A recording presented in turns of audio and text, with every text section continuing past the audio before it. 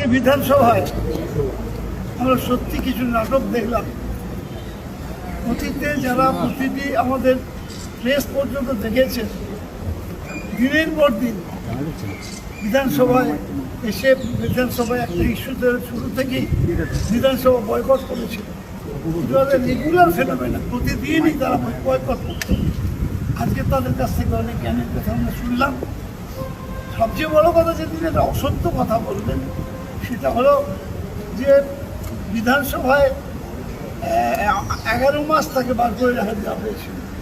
এই ব্যাপারটা আমি প্রাক্তন যিনি আমাদের স্পিকার ছিলেন, আমাদের বিমান বন্দ্যোপাধ্যায়, আমি তাকে বললাম এক্সপ্লেন করা দিতে, তারপর আমরা আবার বললাম একটু স্টেপটা সরে যান, আপনি একটু কষ্ট করে সরে গেছি। হাতটা এদিকে দেওয়া একটু। আমি অবাক হয়ে গেলাম। বিরোধী দলের যারা রয়েছে তারা একটা অভিযোগ করে যে বিগত 11.5 মাস তাকে নাকি বিধানসভায় ঢুকতে দেওয়া হয়নি। আপনারা যারা জানেন, আপনারা যারা এখানে আমাদের সাংবাদিক বন্ধুরা রয়েছেন, আমাদের গড়ে 40 দিন করে অধিবেশন হবে। যদি আমি 5 বছর ধরি তাহলে 40 × 5 মানে 200 দিনের বেশি আমাদের অধিবেশন হয়নি। আর আপনি 11 মাস যদি ধরেন তাহলে আপনার 365 দিন 1 বছর হয়, আপনাদের 360 দিন বা 320 দিন। যদি আমাদের অধিবেশন 200 দিনের বেশি হলো না, তাহলে আমি তাকে 320 দিন বাইরে রাখলাম কী করে? একটা অভূতপূর্ব, একটা অবিশ্বাস্য একটা যুক্তি তারা খাড়া করে দিয়েছে। এবং এই ব্যাপারে হাইকোর্টে তারা গিয়েছিলেন, হাইকোর্টের যা নির্দেশ হয়েছে সেই নির্দেশ মেনে কাজ করেছি। আমরা সেই নির্দেশও আমরা ফলো করেছি। কিন্তু আমি একটা জিনিস দেখলাম যে তারা ঠিকমতো এটাকে অনুসরণ করেননি, না করে একটা আবল তাবল বলে একটা সংখ্যা তত্ত্ব তারা খাড়া করে দিয়েছে। বিধানসভায় 65% ওদের বক্তব্য রাখতে দিতাম কোয়েশ্চেন আওয়ারে। এবং আমি তো বলি এখনও বিধানসভার রেকর্ড দেখবেন, রেকর্ডের বাইরে তো কিছু হবে না, রেকর্ড সত্যি কথা বলবে। সেখানে আপনারা দেখতে পাবেন বিরোধী দলকে পারফর্ম করার যা সুযোগ বিধানসভাতে অধ্যক্ষ থাকাকালীন আমরা দিয়েছি। এখন আমি জানি না আগামী দিন তারা দেবেন কি দেবেন না। তবে ওরা যত প্রশ্ন করেছেন আমি সবসময় সুযোগ দিচ্ছি একটাই কারণে, যে তারা কনস্ট্রাকটিভ যদি সেইভাবে প্রশ্ন করেন, সরকারের যদি ত্রুটি বিচ্যুতি থাকে সরকার সংশোধন করবেন বা তারা সতর্ক হবে। এটাই হলো কনসেপ্ট, এবং সেই কনসেপ্ট মেনেই আমি ওদের সুযোগ দিয়েছি। ওরা যে কথাবার্তা এখন বলছেন যে বিধানসভায় তো ঢুকতে দেওয়া হতো না, সম্পূর্ণ অসত্য। যে ভদ্রমহিলা সরকারে দাঁড়িয়ে বলছিলেন, একজন ওদের সংখ্যালঘু সম্প্রদায়ের, তিনি পর্যন্ত বিধানসভার বলতেন, তিনি যা প্রশ্ন করতেন, যা মেনশন করতেন, সবগুলো আমরা অ্যালাউ করতাম। কারণ দুর্ভাগ্যবশত দেখুন, এর তো সত্যতা আমাদের রেকর্ড করলেই জানা যাবে। কিন্তু প্রেস মিডিয়ার সময় বলতে তো আর কোনো বাধা নেই, যে যার মতো বলে গেলেন। আমি যে কথা বললাম, আপনারা যদি এই সত্যতা যাচাই করতে চান, আপনাদের পশ্চিমবঙ্গের বিধানসভার যে আমাদের রেকর্ডস আছে, রেকর্ডসগুলি আপনারা দেখতে পাবেন, তাতেই পরিষ্কার বলা রয়েছে। এবং প্রত্যেক অধিবেশনের শেষে আমরা একটা সামারি করে বলে দিতাম যে কত ঘন্টা আমাদের আলোচনা হয়েছে, কী কী আলোচনা হয়েছে, বিরোধীরা কত প্রশ্ন করেছেন, সরকার কত প্রশ্ন করেছেন, এবং কোন কোন বিল নিয়ে আলোচনা হয়, সব বিস্তারিতভাবে আমাদের আপনারাও সেটা দেখেছেন। সুতরাং এই যে সামারাইজ করে আমরা যে জিনিসটা শুনতাম, সেটা দেখলেই বোঝা যাবে যে তাদের কতটা সময় দেওয়া হবে। আর যেমন ওয়ার্কআউট করে যাওয়া তো কোনো সমাধান না, কিছুর মধ্যে কিছু নেই, হঠাৎ করে ওয়ার্কআউট করে গেল। বিধানসভায় তো ওয়ার্কআউট করার জায়গা না। উনি যদি স্বেচ্ছায় যদি বিধানসভা ছেড়ে চলে যান, আর যদি বলেন যে আমাদের বাদ করে দেওয়া হলো, আমরা বাদ করে দেয়নি। শুধুমাত্র অসংসদীয় আচরণ যদি কেউ করেন, রুল অনুযায়ী তাকে আমরা বাদ দিতে পারি। লোকসভাতে 17 জন এমপিকে বাদ দিয়ে আপনারা জানেন লোকসভায় কী হয়েছে। এবং আমাদের যে কৃষি বিলগুলো, যেগুলো পরবর্তী ক্ষেত্রে কেন্দ্র সরকার সেখান থেকে কিছু হাঁটলো, সেই কৃষি বিলও আমাদের কোনো আলোচনা না করে, অর্ডার পেপারে ছিল না, হঠাৎ একদিন এনে তাতে আলোচনা করে পাস করিয়ে নিল। এগুলো তো হয়েছে। এবং তাকে যদি অনুসরণ করে ওরা যদি বলেন যে বিধানসভাতে আমরা ওকে অনুসরণ করবো, আর এটা তো দিল্লির বিধানসভা না, এটা পশ্চিমবঙ্গের বিধানসভা। বারবার ওরা বলেন কেন্দ্রের সরকার, কেন্দ্রের বিধান যারা সরকারে রয়েছে তাদের অনুসরণ, তাহলে তাদের এদের নিজস্বতা কোথায় রয়েছে? আমি আশা করি এখন নতুন করে আমাদের বিধানসভা শুরু হবে, বাজেট হবে, 18 জুন থেকে আবার পরিপূর্ণ বাজেট হবে। সবাই আমরা আলোচনায় অংশগ্রহণ করব এবং কনস্ট্রাকটিভ ডিসকাশন হবে, সেটাই আমরা প্রত্যাশা করব। অনেক বিতর্ক হয়েছে আজকে, শুধুমাত্র ছিল স্পিকারকে ধন্যবাদ জ্ঞাপন।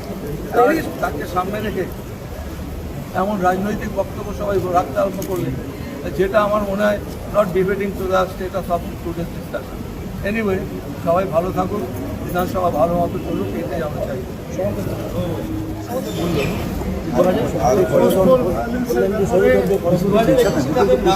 আরে ও ঢুকে গেলে আমি কি করে পেছাবো বলতো? তাদেরকে জেলে ঢোকানো হবে যারা সত্যি রাজনৈতিক কর্মী যদি অন্যায় করে। আর এগুলো সবই বলার বলা। আপনি লক্ষ্য করে দেখুন, যেগুলো ওরা 5 বছর ছিলেন, সেই 5 বছরে যেগুলো মানেননি সেগুলোই আজকে বড় করে বলার চেষ্টা হচ্ছে। যে আইন আমাদের সময় পাস করা হয়েছে, সেই আইনটাও নতুন করে পাস করা হাততালি করে অনেক কিছু বলা যায়, কিন্তু পুলিশের কাছে গেলে পুলিশ বলছে লিখে দিন, আপনি বাড়ি ছাড়া হয়ে আছেন নয়, আপনি মাসির বাড়ি গিয়েছেন, আপনি পিসির বাড়ি গিয়েছেন। এবং যদি করাও হয়, পুলিশ হ্যারাসমেন্ট হচ্ছে, তারপরে রাত্রিবেলা তার বাড়ি পুলিশ যাচ্ছে, তাকে গ্রেপ্তার করা হচ্ছে কোনো কোনো জায়গায়, সে কোনো কোনো জায়গায় পালিয়ে যাচ্ছে। ইভেন অনলাইনে করলে তার খালে একটু পিছন দিকে যাওয়া একটা মাৎসন্যায় চলছে পশ্চিমবাংলায়, চরম অত্যাচার চলছে কর্মীদের উপরে। বহু মানুষ বাড়ি ছাড়া, বহু কর্মী আমাদের বাড়ি ছাড়া, বহু লোকের বাড়ি ভেঙে দেওয়া হয়েছে, পার্টি অফিস ভেঙে দেওয়া হয়েছে, পার্টি অফিস দখল করে নেওয়া হয়েছে, 4টে-5টা জায়গায় ফটো করবার জন্যে গিয়ে পার্টি অফিস খুলে দেওয়া হয়েছে। 4টে-5টা অফিস সারা বাংলায় দখল করে নেওয়া তালিকা করছে। কালকে তৈরি হয়েছে একটা তারিখ অলরেডি, আপনারা জানেন। গতকাল বন্দ্যোপাধ্যায় নিজে অ্যাপিয়ার করেছে, কোর্ট পর্যন্ত বলেছে পুলিশকে যে এদের ফেরাবার দায়িত্ব নিতে হবে, প্রত্যেকটা বাড়ি ফেরাবার দায়িত্ব নিতে হবে কোর্টে, এবং সেই রিপোর্ট তাকে 2 সপ্তাহের মধ্যে কোর্টে প্রডিউস করতে হবে। কতটা তারা কার্যকরী ভূমিকা পালন করেছে, তার থেকে আর বড় কি আছে? আপনারা কি জেলা ভিত্তিক কোনো কমিটি তৈরি করেছেন যারা দিয়ে এইসব করবে? কোথা থেকে কিছু হচ্ছে? আমাদের একটা ফ্যাক্ট ফাইন্ডিং কমিটি আছে, তারা অলরেডি যাতায়াত শুরু করেছে, তারা যাচ্ছে। আর একটা কথা বলছি, আমাদের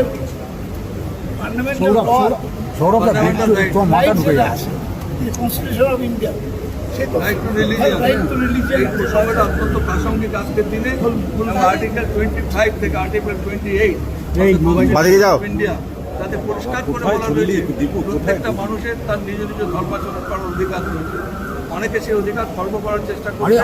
আমি বলবো এটা না হয় বাঞ্ছনীয়।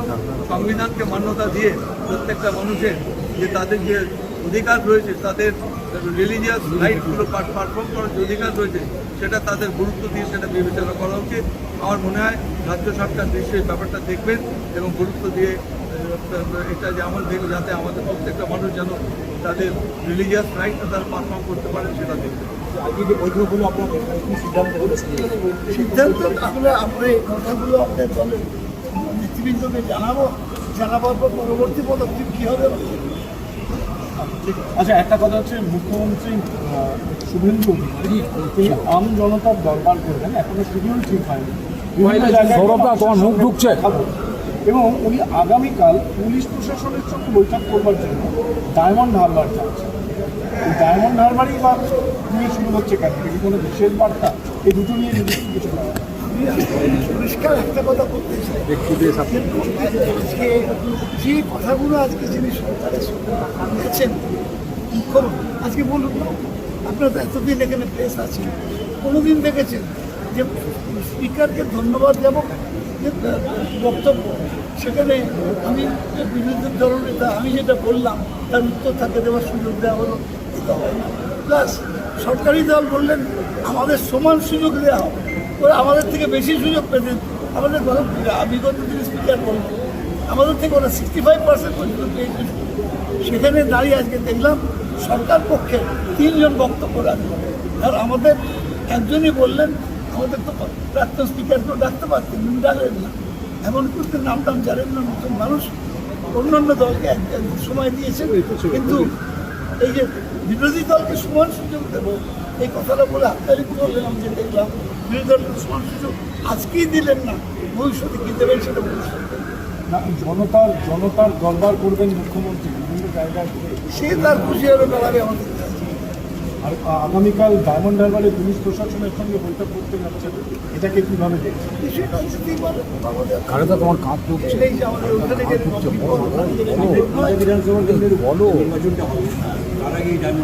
তার আগে সে ওরা খুশি, সেটা নিয়ে আমি কোনো বক্তব্য রাখবো না। কোথায় উনি যাবেন সেটা ওনার ব্যাপার।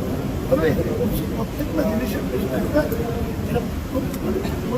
পলিটিক্যাল একটা এজেন্ডা আছে। গতকাল তৃণমূল নেত্রীর মিটিংয়ে, সংসদীয় মিটিংয়ে, সেখানে কাকুলি ঘোষদস্তির থেকে মুখ্য সচিবের পদ থেকে সরিয়ে দেওয়া হচ্ছে বললেন মন্ত্রণালয় থেকে করা হয়েছে। আজকে কাকুলি ঘোষদস্তি তিনি সোশ্যাল মাধ্যমে লিখছেন 76 থেকে পরিচয় 82 থেকে পথ চলা শুরু 4 দশকের আনুগত্যের পুরস্কার পেয়েছে। আমি সে বলতে পারবো না। দলের বিরুদ্ধে এটা নিয়ে আমার কোনো বক্তব্য সবাই বলে সবাই এরকম এই নিয়ে আমি কোনো বক্তব্য এটা তার ব্যক্তিগত এই ব্যাপারে আমাদের কিছু বলার নেই। শুভেন্দু ডায়মন্ড যাবেন তার ব্যক্তিগত অধিকার, মুখ্যমন্ত্রী যেতেই পারেন। তো কি উদ্দেশ্যে যাচ্ছেন আপনারা ওকে জিজ্ঞেস করলে উনি হয়তো সদুত্তর দিতে পারবেন। তা উনি ডায়মন্ড হারবারকে বেছে নিয়েছেন, সামনে নির্বাচন আছে, ওখানে একটা বাই ইলেকশন আছে, সেটা আপনারা জানেন। তো উনি নানারকম পুরো এজেন্ডা নিয়ে যেতেই পারেন।